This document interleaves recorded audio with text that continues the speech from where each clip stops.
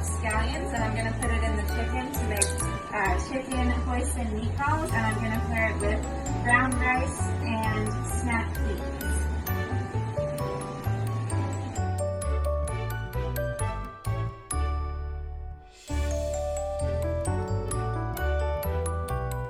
Okay, so I'm cutting the eggplant and laying it out on the sheet tray so that I can bake it for the eggplant pie.